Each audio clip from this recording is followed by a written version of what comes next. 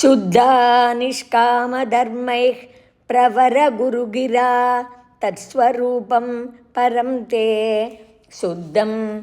देहेन्द्रियादिव्यपगतमखिलव्याप्तमावेदयन्ते नानात्वस्तौल्यकार्ष्यादितु गुणज वपुः सङ्गतोऽध्यासितं ते वन्ने दारुप्रभेदेष्विव महधनुता दीप्तता शान्ततादी आचार्याख्यादरस्तारणिसमनुमिलश्चिष्य रूपोत्तरारण्या वेदोद्भासितेन स्फुटतरपरिबोधाग्निना दह्यमाने कर्मालीवासना तत्कृततनुभुवनभ्रान्ति कान्तारपूरे दाह्या भावेन विद्या शिखिनि च विरते त्वन्मयी कल्ववस्था एवं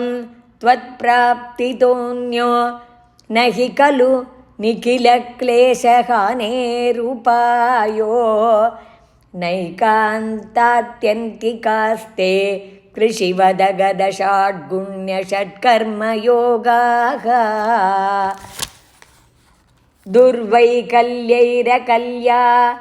अपि निगमपथास्तत्फलान्यप्यवाप्ता मत्तास्त्वां विस्मरन्तः प्रसजति पतने यान्त्यनन्तान् विषादान् त्वल्लोकादन्यलोकः क्वनुभयरहितो यत्परार्धद्वयान्ते त्वद्भीतः सत्यलोकेऽपि न सुखवसतिः पद्मभूः पद्मनाभा एवं भावे त्वधर्माजितबहुतमसां काकता नारकाणां तन्मे त्वं छिन्दिबन्धं वरद कृपणबन्धो कृपापूरसिन्धो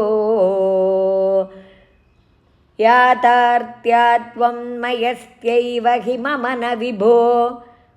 वस्तुतो बन्धमोक्षौ माया विद्या तनुभ्यां तव तु विरचितौ स्वप्नबोधोपमौ तौ बद्धे जीवद्विमुक्तिं गतवति च बिधा तावती तावदेको भुङ्क्ते देहद्रुमस्थो विषयफलरसान्नापरो निर्व्यतात्मा जीवन्मुक्तत्वमेवं विदमिति वचसा किं फलं दूरदूरे तन्नामा शुद्धबुद्धेर्न च लघुमनसः शोधनं भक्तितोऽन्यते तन्मे विष्णु कृषिष्टास्त्वयि कृतसकलप्रार्पणं भक्तिभारं येनास्यां मंशु किञ्चित् गुरुवचनमिलत्वद्बर्बोधस्त्वदात्मा शब्दब्रह्मण्यपीह प्रयतित मनसस्त्वां न जानन्ति केचित् कष्टं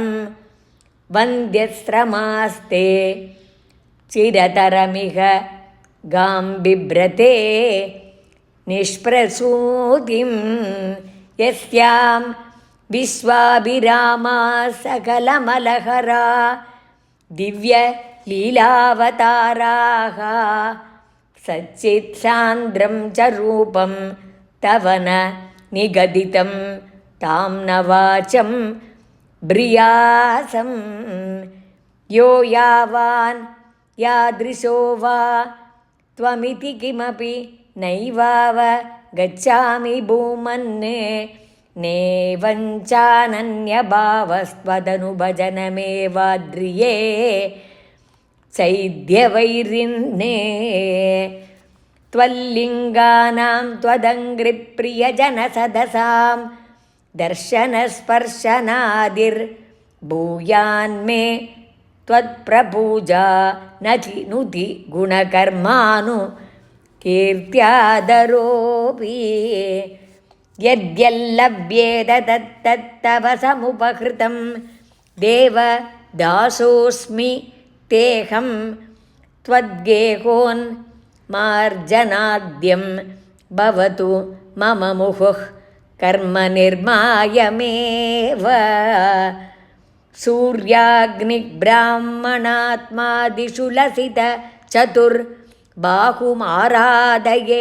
त्वां त्वत्प्रेमार्धत्वरूपो मम सततमभिष्यन्दतां भक्तियोगः ऐक्यं ते दानहोमव्रतनियमतपःसाङ्ख्ययोगर्दुरापं त्वत्सङ्गे नैव गोप्यः किल सुकृतितमा प्रापुरानन्दसान्द्रं भक्तेष्वन्येषु भूयस्वपि बहुमनुषे भक्तिमेव त्वमासां तन्मे त्वद्भक्तिमेव त्रिडय हरगदान् कृष्णवातालयेशा